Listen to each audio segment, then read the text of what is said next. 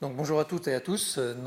À travers cette présentation, je vais essayer de vous démontrer, c'est un inventaire, j'ai fait un petit inventaire des nouvelles technologies et des usages du numérique dans l'agriculture, que le métier d'agriculteur est en train de muter, et je pense que vous le savez tous, aussi bien dans la production que dans la fabrication des machines agricoles.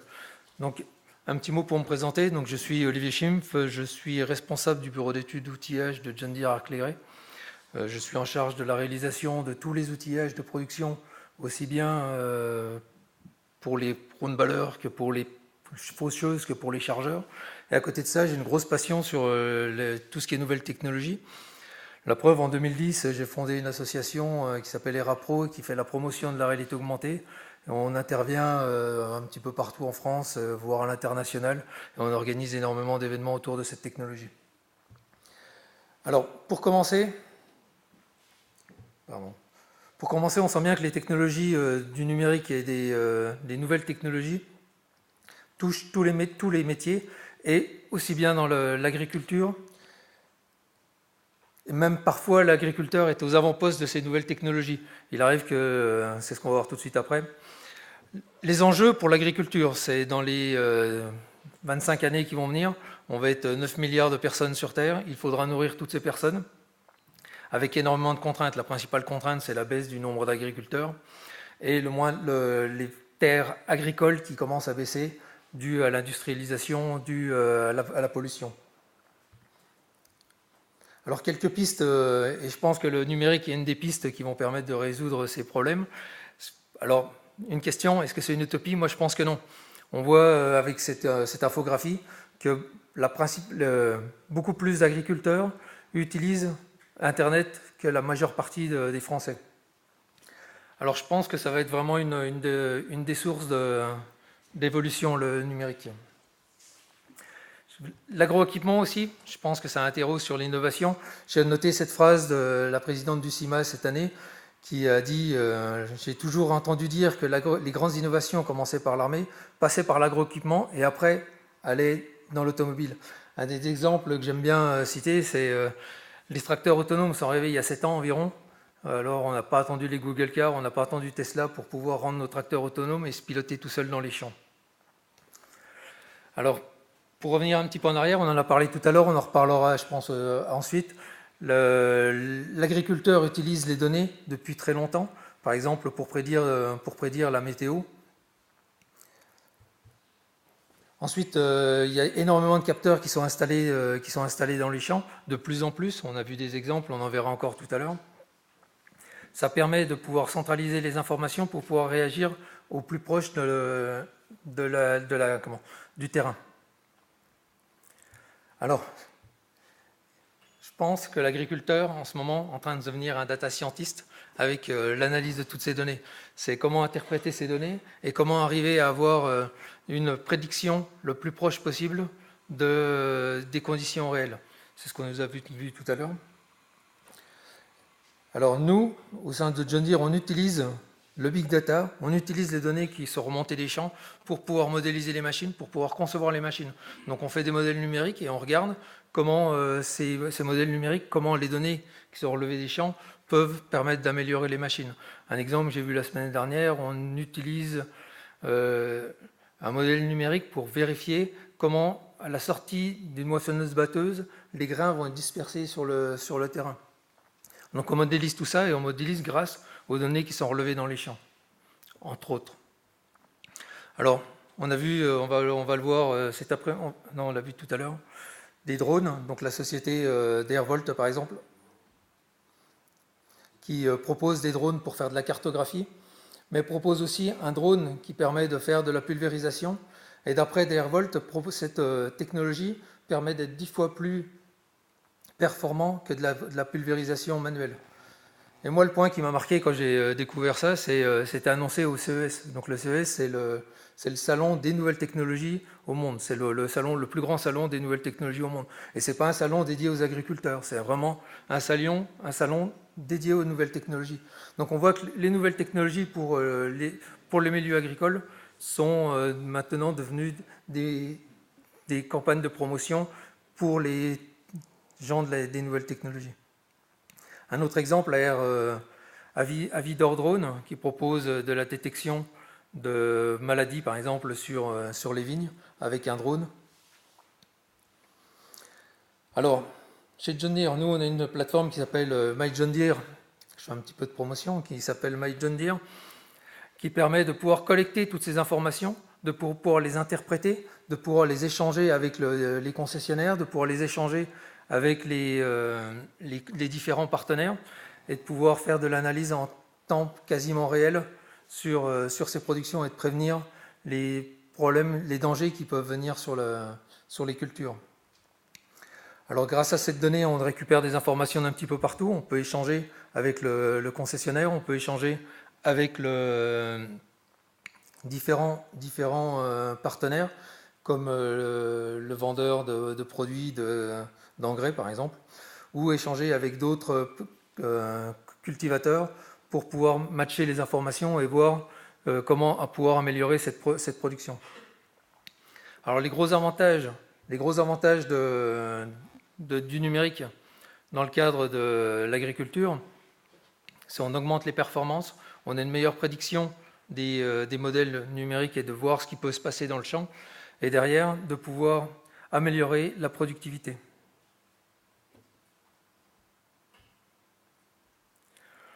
Alors on a vu des capteurs installés dans les champs, maintenant on peut imaginer des capteurs installés sur directement l'animal, comme se propose la société Biopic, en fait à équiper des vaches avec des bracelets, des capteurs type bracelet de sportifs.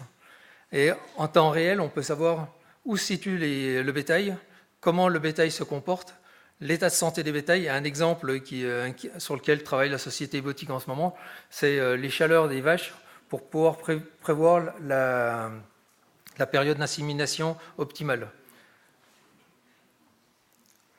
Ensuite, on a vu beaucoup de capteurs, on a vu les capteurs dans les champs, on a vu des capteurs des drones, on a vu des satellites.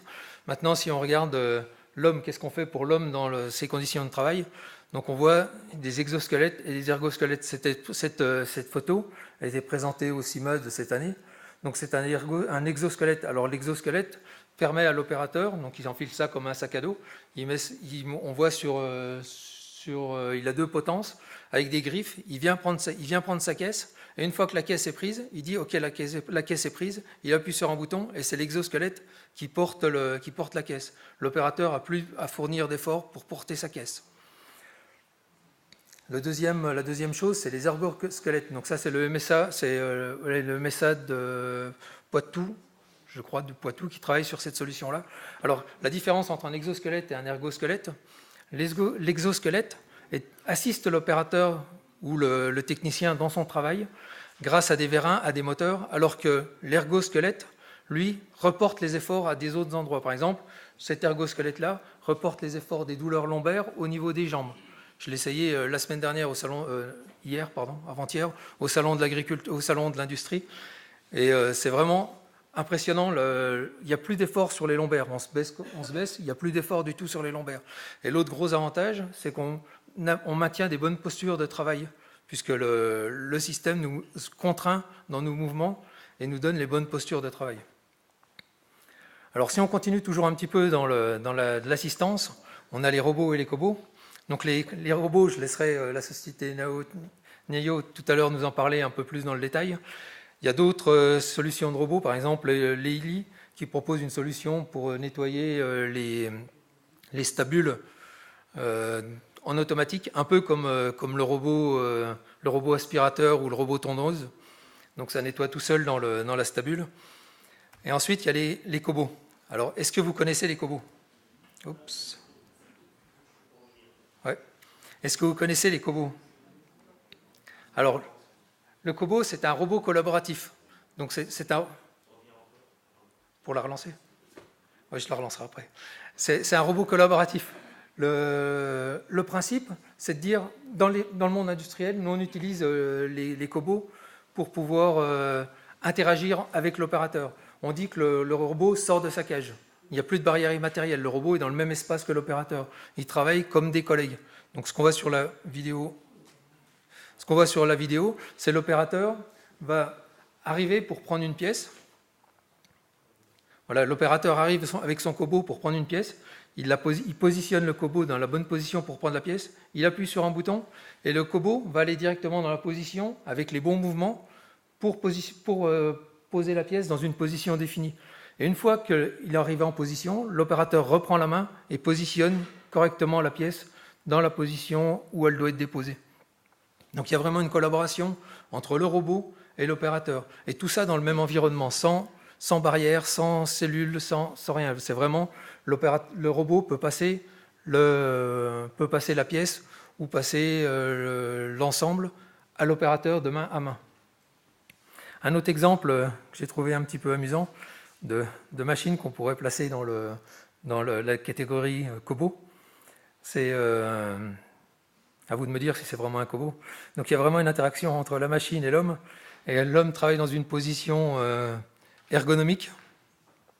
C'est pas mal comme l'ergonomie. Donc travaille dans une position ergonomique et permet de pouvoir être à même le terrain sans avoir d'effort pour pouvoir travailler. Donc j'ai aucune idée si cette solution est commercialisée ou pas, mais j'ai trouvé que c'était intéressant de voir ce qu'on pouvait imaginer comme solution de cobotique. Et après, la machine permet aussi de déplacer les charges lourdes. Ce qu'on voit juste là, permet de déplacer les charges lourdes pour ramener le matériel. C'est un quad un peu amélioré. Enfin, on a vu beaucoup de... ce listing n'est pas, comment on peut dire, n'est pas exhaustif, mais voilà, c'est quelques exemples qui me paraissent emblématiques de nouvelles technologies dans l'agriculture. Il y en a un dernier que je voulais à tout prix parler, c'est Adventiel, qui est un accélérateur du numérique pour l'agriculture, qui a développé une solution de réalité augmentée basée sur des lunettes. Donc là, on voit la paire de lunettes, on voit la paire de lunettes de la personne, et même avec les mains sales, elle peut avoir des informations qui viennent s'afficher directement dans son champ de vision. Donc elle lui dit par exemple, est-ce que mon blé est mûr, et elle le voit directement. C'est ce qu'on voit un peu dans l'image à côté, qui est développée par une autre société. Et comme ça, on peut avoir des informations directement dans le champ de vision. Nous, chez John Deere et dans le milieu industriel, on utilise ce genre d'informations pour donner les conditions de travail à l'opérateur, pour lui donner ses séquences de travail, lui expliquer quelle pièce il doit mettre, où il doit la mettre et dans quelle séquence il doit la mettre. Et ça vérifie en même temps si la pièce c'est la bonne pièce ou pas la bonne pièce. Donc c'est ce qu'on appelle de la réalité augmentée. Je pourrais vous en parler plus tout à l'heure. Alors, un petit exemple pour finir cette présentation, pour vous montrer que les usages du numérique sont utilisés partout. C'est une vidéo qui est produite par John Deere. Alors, ce qu'on va voir dans cette vidéo, c'est pas futuriste. Toutes les technologies existent. Ce qui est futuriste, c'est la mise en scène. C'est le scénario et c'est la mise en place. Donc, on voit là, il y a une interface tactile. Elle est un peu sombre. Donc là, on voit le paysan qui voit son champ et en temps réel. Donc là, l'interface est un petit peu futuriste. Un petit peu. On voit de la visioconférence, donc là, il n'y a rien d'exceptionnel. On voit de l'affichage tête haute dans le tracteur. Le conducteur du tracteur a les informations nécessaires qu'il a besoin pour pouvoir ensemencer ou pour pouvoir déposer du produit de l'engrais ou du lisier ou tout ce qu'on peut imaginer.